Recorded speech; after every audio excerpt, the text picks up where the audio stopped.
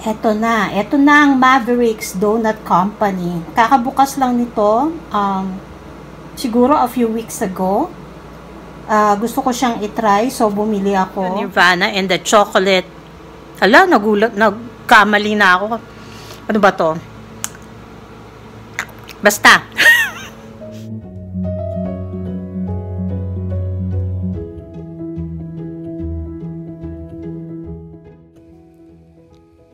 It's our first time to try Maverick Donut. Mavericks Donut Company began operations in 2016 with one small location in the heart of central Ottawa, spending the first 4 years perfecting its recipes and building a name for itself in Ottawa. The company quickly became recognized for being the one true maverick of the local donut world. So let's buy a few pieces and taste the donuts at home. Please watch till the end.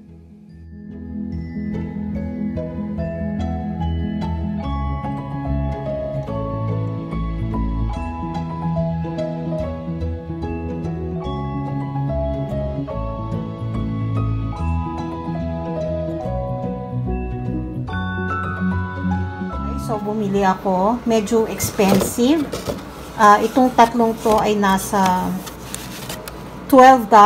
Merong 2 plus, merong 3 plus, o 3 plus plus 4 plus. Parang ganon. Ang gulo. Basta yan, kasi meron sila yung signature. I think ito yung dalawang signature. So, this one is Oreo. Ito ay... Teka, alamin ko. Pero nasa video naman. Pakitignan-tingnan na lang. Medyo may Oreo din yata to. Okay, they said wala namang filling. So, let's see. Let's try. Okay? Try lang. Hindi na pwedeng kainin ng buo. Kasi, I know sabi niya is parang cake-like o cake type yung pinaka-dough. Yung pinaka-donut itself. So, we'll see. 1 kamay lang. This is the Oreo.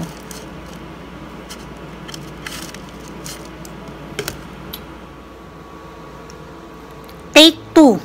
Kasi nga, hindi ko pala siya na video, napindot yung video. So, this is the Oreo again. Ay! Hello, kalot ako. Self-serve kanina. Masarap siya. Cake-like talaga siya. Masarap ang lasa, hindi siya matamis. Yun ang pinaka-importante. Pero syempre, may sugar din to, 'di ba? Pero yung lasa niya, hindi siya nakakasawa.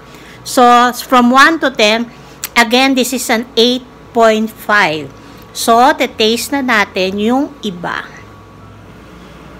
Okay, so chinek ko sa video ko ha. So, this is Oreo Nirvana. This is espresso chocolate yata. And then, this one is hot cocoa. So, dito muna tayo sa hot cocoa.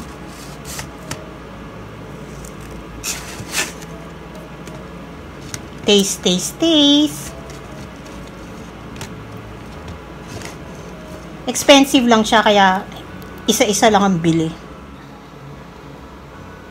Hot cocoa.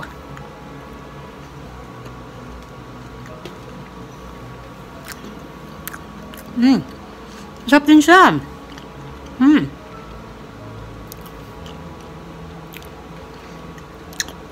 This one is a 9 for me. Medyo sweet siya kaysa dun sa isa. Pero malasa yung parang chocolate, yung cocoa niya. Masarap. So, last one. So, last one, ito yung last na to, yung chocolate Nirvana. So, we'll see. Yung isang gusto ko i-try sana is the apple fritters. Pero, walang available. Blueberry yata yung nandun. Hindi ko masyadong type on. I want to try the apple fritters. So, try na natin. Ito yung Chocolate Nirvana.